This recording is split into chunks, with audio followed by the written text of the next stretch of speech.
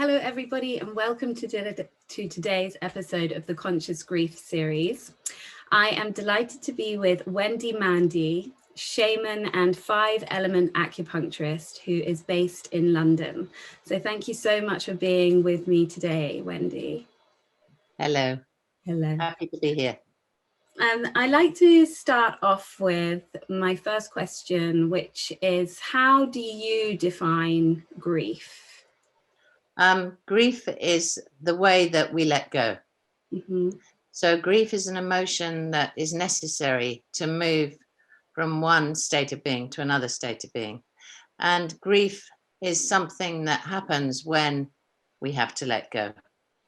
We grieve, like we've all been grieving how life used to be. So we're sort of in a place of grief at the moment with the shutdown, because I think deep down we know it's not going to be the same again. So I think we have a universal grief going on at the moment. And we obviously grieve when somebody dies. We grieve when we lose parts of ourselves through trauma. We grieve all sorts of things. It's a necessary part of moving on. That's what grief is about. And if we treat grief properly and we process it and it goes through us properly, then it will not cause illness. But if we pretend we don't have grief, grief will get stuck in the body and create disease, Right, in various forms. So it's a very necessary part. I don't think the English are very good at it. Mm-hmm. Yeah. You know, each country has its own way of being. I mean, we're all the same, but we're all very different. Mm-hmm. And I think, you know, push it down and carry on. I mean, I can see old grannies that lost pictures of old grannies who lost 5 sons on one day in the First World War, and they're literally bent over.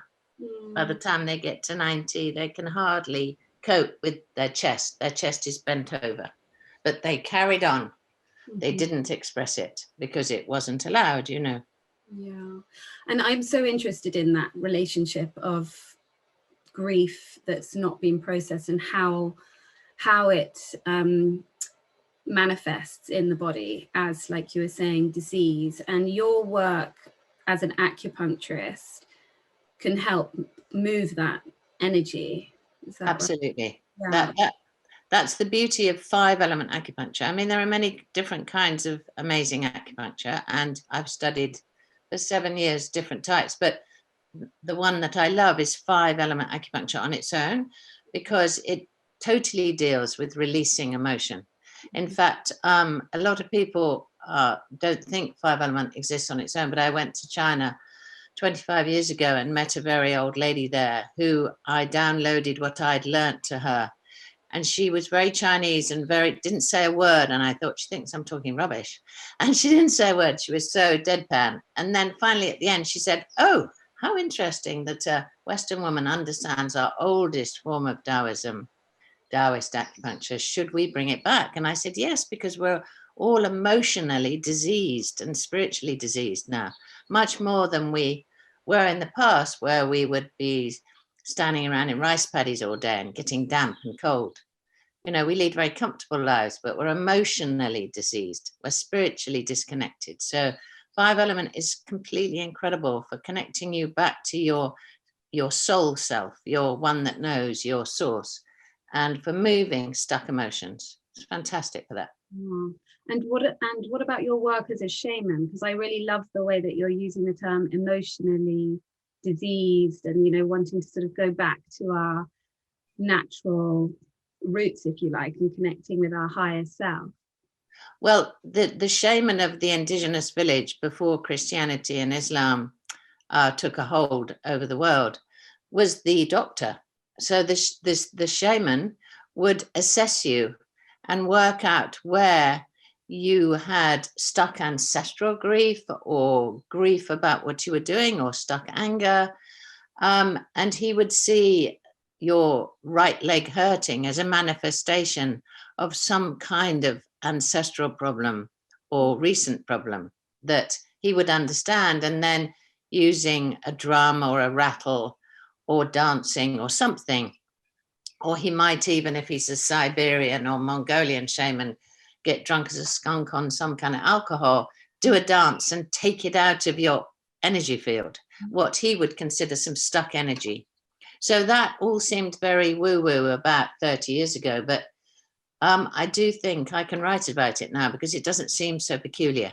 I've been doing shamanic work for a long time, but it's only in the last 10 years that I can get a rattle out and start doing that sort of work with literally everybody and not be questioned. Right. Are you So getting drunk and pulling spirits out? No, unfortunately, I'm not getting drunk. No, I can't drink. I get a headache. I think I'd be a useless Siberian shaman. I actually use a rattle. Yeah. I'm better at a rattle than a drum. I pick up a rattle and I know what I'm doing. So it's some innate understanding on how to use a rattle. So yeah, I wouldn't have lasted long in Mongolia. Whenever I went to China and had to drink hard liquor, I mean, hopeless. I can't do it. So when you have a client, for example, who maybe they don't know why they're coming to you, and when you work on them, are there anything that sort of shows up in the body and you think, it seems to be grief in there? Yes. So I had a new client who had never done anything like my work ever, last week, in fact. And so what we call tracked. So I take the pulses, there are 6 in each wrist that relate to the acupuncture meridians. And I checked the chakras, which a shaman will check, the energy vortexes that come off the body. And I could tell she'd had incredible grief. And I started working with her and she started crying. And she said, she got alarmed, in fact. She said, but I don't cry. I don't cry. Why am I crying? Why? And I went, it's great. I managed to reassure her that her being in floods of tears was a wonderful thing. But she had pushed grief down so far that she had no idea that's why she had the symptoms that she was bringing to me. And so I had to really hold her in the place where she could not feel embarrassed or shamed, for crying. She'd definitely been shamed as a child for grief, but there was a lot to have a lot of grief about. Yeah, and I think that sometimes if we've been repressing it for such a long time, and it's sort of like you think, if I turn the tap, perhaps I will, and you start crying, perhaps it will never ever stop, I think. So yeah, it feels as like you're in the middle of some awful river and you can't swim back to the shore. Exactly. I sometimes say to my clients, I think you could cry a river because, the water that comes out of our eyes are very cleansing. They're full of chemicals from our brain. So crying cleans the body, just like the bladder cleans. Yeah. So tears, if you can produce tears, it's actually incredibly good for your brain. There's a relief afterwards. But, don't cry over spilt milk. Don't be a crybaby. All of that stuff that is very English in a way in child rearing. We're not very good at lamenting or crying, are we? We're not. And we don't like to see other people sort of in pain or suffering. So most people's immediate response is to try and stop the crying somehow. And fix it. Change the subject, talk about something happy. And it's really just about being there and holding the space and not saying much, isn't it, really? It is. Our old lady who lost 5 sons in the First World War would have got on with it, probably weeded the whole garden and planted 100 carrots. Must get on with it, must be busy, busy, busy, busy, busy, busy. And, it all goes into the body. Whereas actually, if someone's there holding space, holding your hand, it's not so bad. It's like when you're a child and you've got an aching tummy, the last thing you want to do is to be put back in your cot. What you want is a tolerant mother holding you while you scream your head off because your stomach's hurting. Yeah. Actually, we just want someone to hold space for us while we express ourselves. Yeah. Such a gift to give someone, but a lot of empaths, people who are very empathic, actually find the other in pain very difficult And they'll go, oh, let's have a cup of tea. Oh, I'm so sorry I asked you that question. Ooh. They get terribly anxious. And actually, it's all right. You just keep space.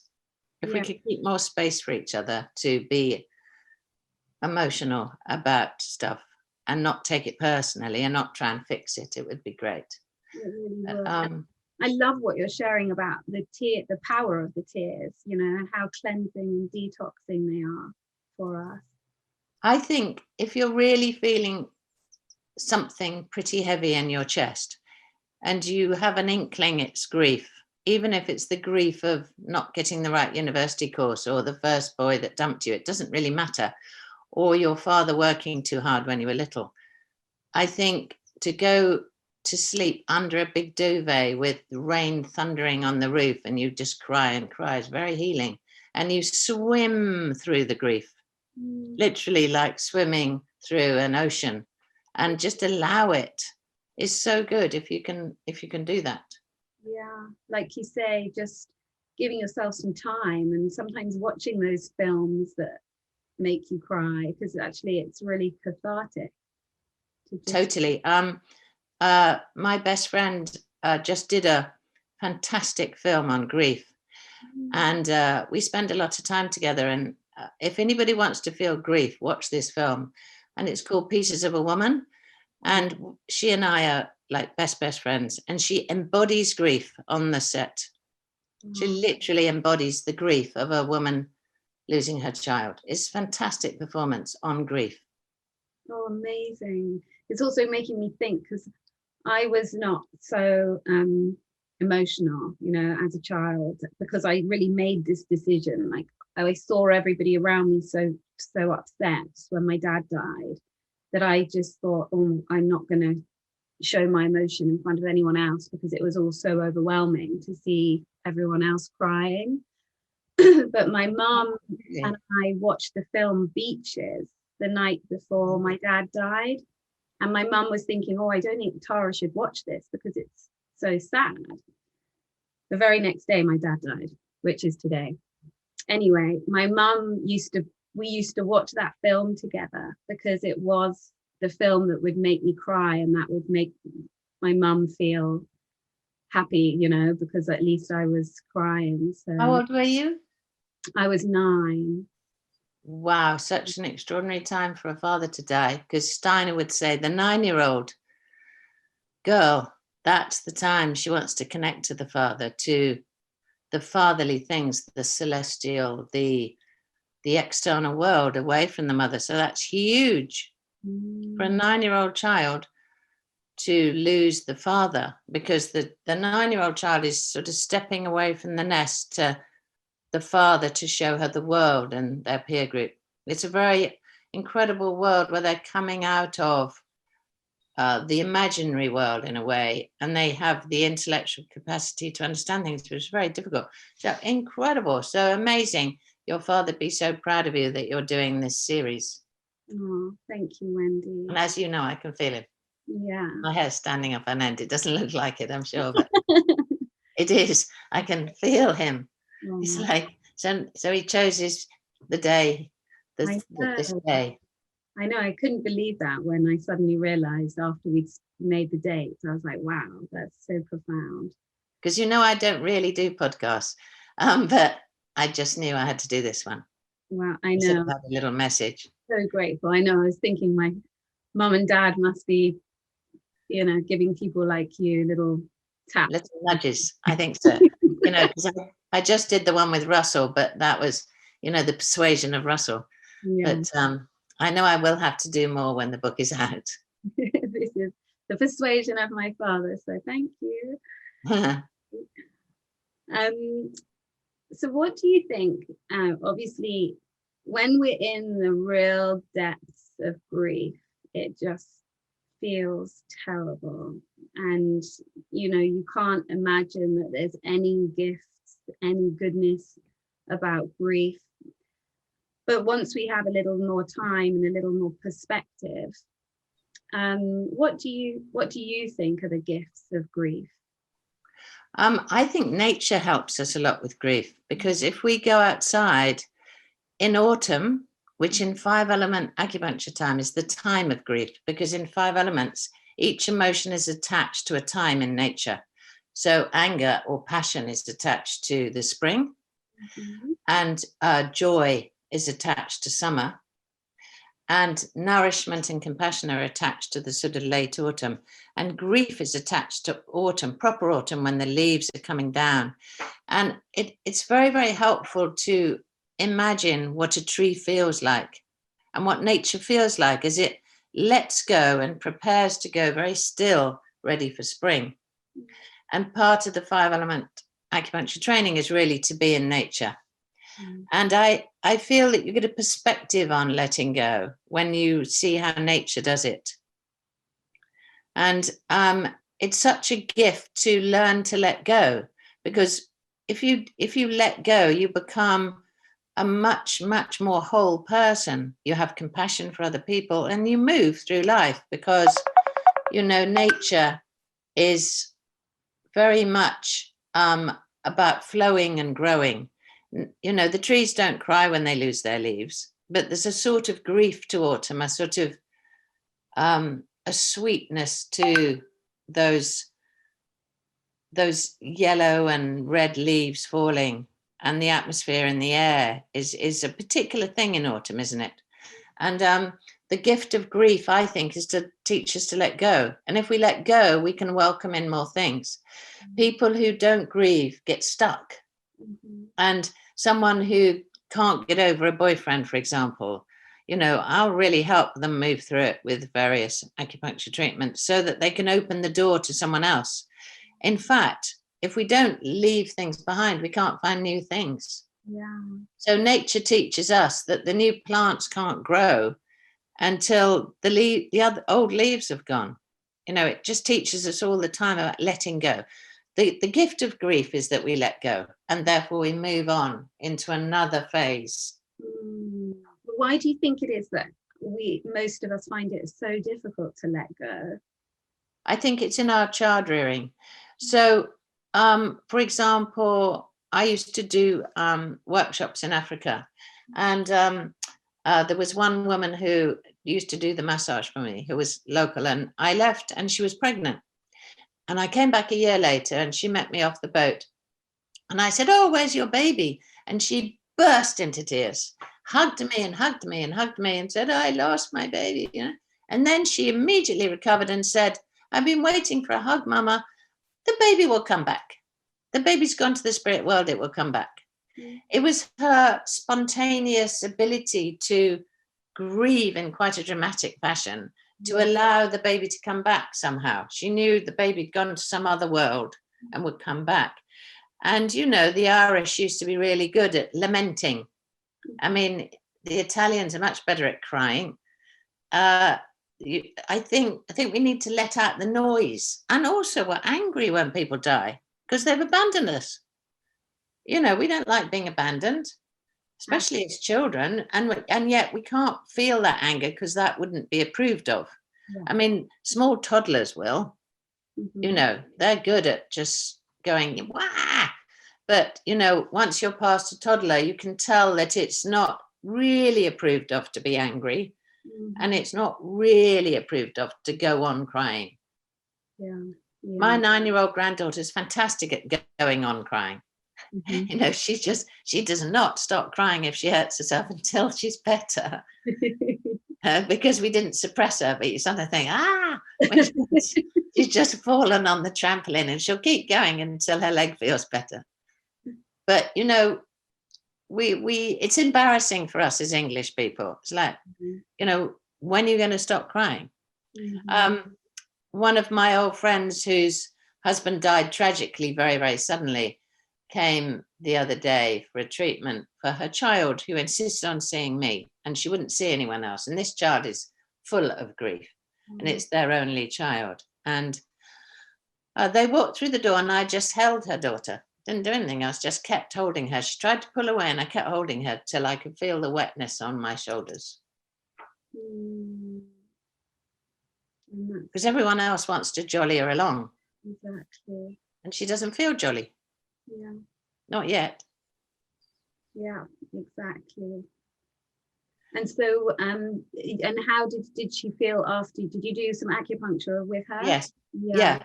They texted me the next day and said she feels amazing. Can she come back? They've moved to Edinburgh, but they're willing to drive down. So with the acupuncture, I moved some of the anger and some of the other stuff that's happened to her, because she's felt a bit shunned at school because she's not much fun. Of course, yeah. You know, so you get follow-on emotions coming from feeling stuck. Yeah. So I know I managed to unstick some of it. Yeah, yeah. And I was thinking about when we had our previous conversation, and I shared with you how my mum didn't really do the grieving work, and just stayed busy and stayed strong, and got into another relationship that didn't work out, and then she got breast cancer. And you started talking about how that can impact the body, the heart, and anger of unprocessed grief. Could you tell everybody a little bit more about that? Yes. So in the terms of your poor mother, you know, she'd be thinking, my child, I must keep my child okay. And she probably didn't have people like me around her to help her not to be busy. So she would have gone to busy and caretaking and shoved it down. And usually we shove grief into this area, where the lungs and the heart are, because that's where we express sadness from. You know, she's brokenhearted because she's lost her partner, and grief in 5 element terms gets stuck in the lungs. And so there's stagnation here. And where there is stagnation, there will be dis-ease. And very often that's where the breast cancer and the lung cancer comes from, that the chi is just not moving. There's an acupuncture treatment I do where when there's anger and grief, there's a liver point on the ribs, and there's a lung point up here, and there's a deep pathway. And so often you can make someone feel completely better just by undoing that block. It's like a plumbing block. And they can go, oof. And this point's called cloud gate. And they'll very often say, oh, I feel like a cloud got taken off my head. And you think, yep, it has. So, you know, your poor mum wouldn't have known what else to do. And I don't know if she could relate the cancer to the unexpressed hurt and grief and anger. I don't know back then we were, no. Not really. I have to be incredibly tactful and compassionate, really, to get a certain older generation to understand this possibility. But something in them hears it if you present it in the right way. And if you put the needles in the right place, they can feel it. Yeah, I'm sure. Because I think it's so fascinating, the relationship between our emotional world, you know, and our internal world. And like we've been sort of alluding to, that we don't have a great way of even talking about our feelings, again, because we didn't really get raised to sort of articulate things. I just, you know, until quite not that long ago, I remember being in a room full of people who were talking about their feelings, and I thought, my God, how do they have all these words for their feelings? Like, they're so articulate. And I was just like, well, I've always thought it was sort of, you're either happy or you're sad. Well, that's sort of how we think, isn't it? That there's a mind and a body, and that if you're sad, you take a pill, right? And you know, your body doesn't reflect. But I think we're now waking up.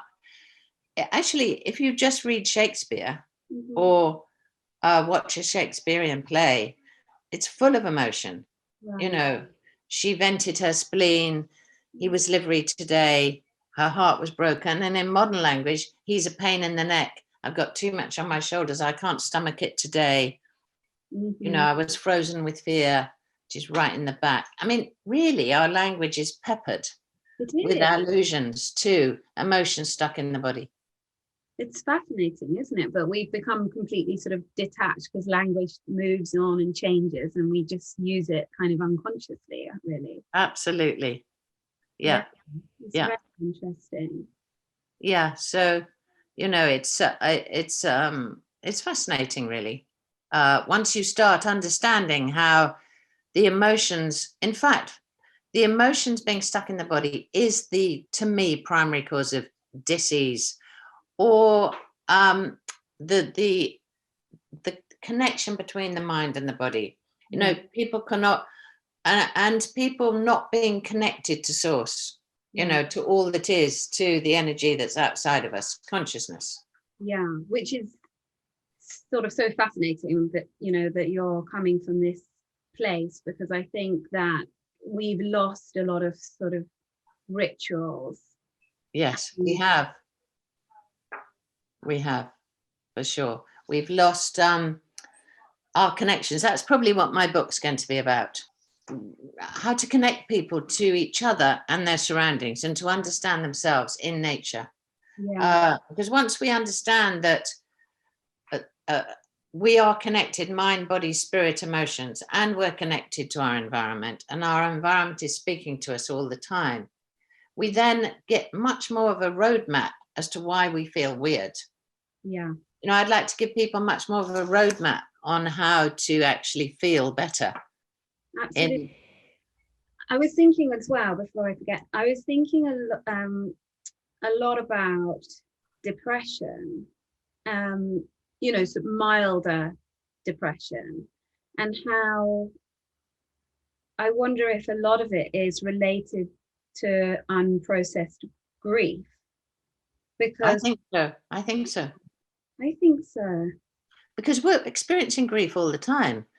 You know, we're experiencing grief every time we have a birthday, or because we're experiencing grief every time something gets cancelled. You know, we've experienced grief when we realize that another year's gone by and we haven't had a child, or we experience grief when the child leaves home, or we experience grief when we go into the menopause, or we experience grief a year into marriage and realize that we've forgotten who we are.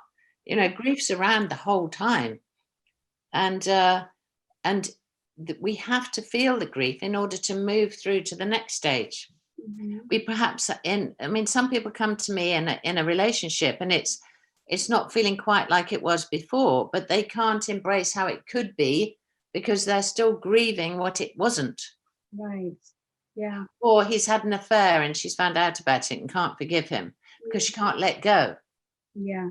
Or, you know, the first time our teenage child is filthily rude to us, it's like, whoa, where did my child go?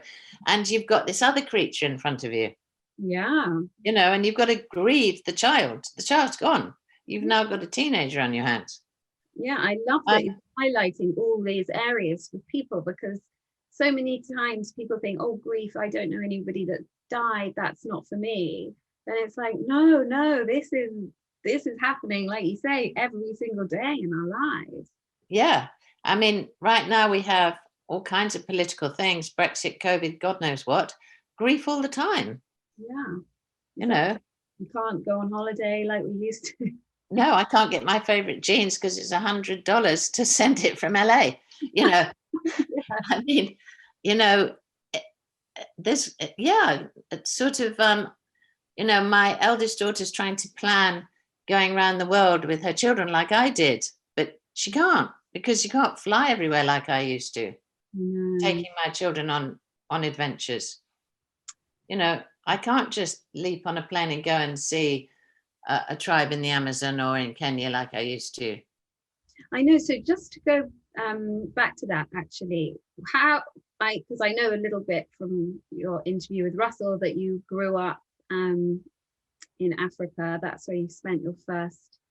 It was only my first 5 years, but I had a taste of Africa because before oil, Africa hadn't changed that much, really. Colonialism hadn't gone too deep. And they really allow children to be whoever they are. So they allow the grief, they allow the anger, they allow you to play. You are just unconditionally loved. And it's a beautiful thing. And it stayed with me. And after that, I went back to Africa and started discovering tribes. Most of them have gone now. And that's a grief for me. And the Amazon is being taken down in the most unbelievable way now. So even 5 years ago, there were 40 undiscovered tribes. I don't know if there are any undiscovered tribes now that we have satellites and God knows what. And so I have to grieve that they're not around anymore. But I can give everybody my understanding of their knowledge. So that's what I'm doing. I'm writing about that.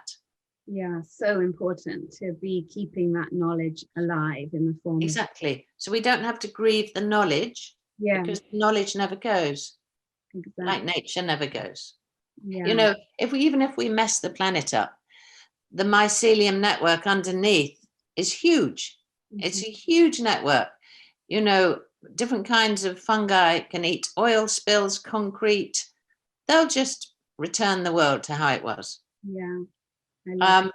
But it's awful grieving nature, isn't it? We watch things like Seaspiracy and go, oh my God, I'm never eating a fish again. Or, it's so hard to think, oh my God, what are we doing to nature? But nature's amazing. It grows back.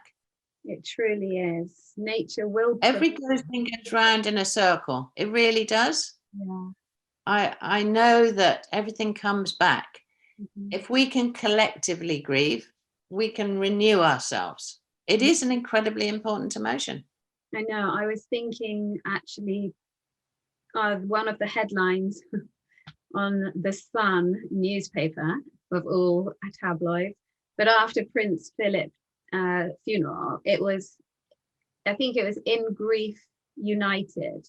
And I thought, yeah, it's like these events do unite us. The grief unites us, because when we talk about these things that are vulnerable and precious and touch our hearts, that's when the judgment comes away and we can. That's right. Together, like you're talking about, and be one, work as one. Well, that was the gift of Princess Di. I was living in the south of France, and I arrived into the station because I caught the Eurostar. And so I had to drive past Buckingham Palace, and I couldn't believe this outpouring of grief. And then every single person that came to see me, and I saw 45 people that week, didn't matter who they were, they cried about Princess Di on my table. So she was a massive injection to the British public, allowing them to grieve. Whatever she manifested, or whatever she was an emblem for, and it was a different one for people, she channeled grief for the nation. It was really extraordinary. Yeah, and actually the princes went on to do the same 20 years later for people to talk about their grief. Yes. Very open. Yes. Yeah, it's amazing. So she was an ambassador of grief in her own way. Yeah. And these things are, it's extraordinary what collectively something will trigger collective anger or collective grief or collective joy. Yeah. And, it's important that we have those moments, like I don't watch football. I've been to a couple of matches, but that collective male joy is hard to get anywhere else, where they're all jumping up and down and, they can get excited and emotional. And, the average British man may not have a chance to get that emotional apart from when he's watching sport. Right. But it seems particularly football creates a lot of emotion. Yeah. From looking on the outside. Mind you, I got excited about watching Real Madrid once. And lastly, Wendy, what would you say is your interpretation of conscious grief? I think conscious grief is literally that, when you're conscious of your grief. And if you're conscious of your grief, it's no longer something to make you feel ill, frighten you, and make you feel separate. I think grief can sometimes feel very separating, because we feel like we've got to go and cry alone because we're embarrassed or someone else won't want it. So I think conscious grief is when we're aware of it. That's what it feels like to me. Bringing grief up to consciousness, to be consciously aware of where grief is. Yeah. So conscious grief, you know, it's a big subject, and that's your subject. It's bringing it to light, it's shining a torch at it, and not letting it be in the dark. Yeah. Like, honestly, you know, we should do one on fear, because my goodness, do we need to deal with fear? But you know, if you shine a light at fear and you go through fear, you can get to the other side. But because you can get, you know, in acupuncture, you get frozen with fear. Mm-hmm. With grief, you'll often feel a bit cut off. You know, sometimes you feel separate and cut off and unable to connect. I was So going to say disconnected, I think. yes, Yeah. So conscious grief is when you don't allow yourself to separate so much and disassociate and not be in your body. It's a very sort of getting out of my body feeling. Whereas fear seems to grip the stomach or the lower back and sort of is too bodily almost. Whereas grief allows a sort of disassociation, but that's not comfortable because it doesn't feel as though you're connected. Exactly. Does that make sense? It makes perfect sense. It really does. I love your interpretation of that. So thank you. And I think it just was making me, you know, I think the sad thing about being disconnected is then we're disconnected from love. And that's not a way to be existing. That's right. In 5-element acupuncture, the lung and the colon are attached. So if you let go, you can receive. But if you don't let go, you can't receive. So if you can't let go of the past, you can't receive some new. Yeah. If you can't let go of an old lover, you can't find a new one. Mm-hmm. And I'm sure, even though no one would ever replace your father, I'm sure there have been father figures, or you have become like this. You're representing a father, a leader in society, the sort of male element of connecting us to spirit. Yeah. If that makes sense. I mean, I would love to talk to you more and more about that, but I'm sure that everyone wants a character analysis of me right now. But yes, it is. It's all fascinating, and you know, you have so much incredible wisdom to share. I'm very excited to see your book when it is ready. Yes, well, I've got to sort of untangle it now because it's got 5 books in one. So obviously I have to, but at least I've started with, I was going to publish it myself. And then my youngest daughter said, no, Mama, you have to go to a publisher. So now I've got the agent, the publisher, the editor. It will come. It will come, and it'll probably be 5 books. The thing is, it will push it out of you quicker, probably. Yes, absolutely. Absolutely. There will be a big process of letting go of the things that you can't put in the book to make it digestible, but I know it's going to be amazing. So thank you very much, Wendy. Is there anything else you would like to share before we? Not really. I'm due to send out a newsletter, so I'll put this on my newsletter. Okay, thank you. I appreciate that, and thank you again so much. It's a pleasure to meet you. I'm sure I'll meet you again. Yes, and to everybody at home, thank you very much for watching.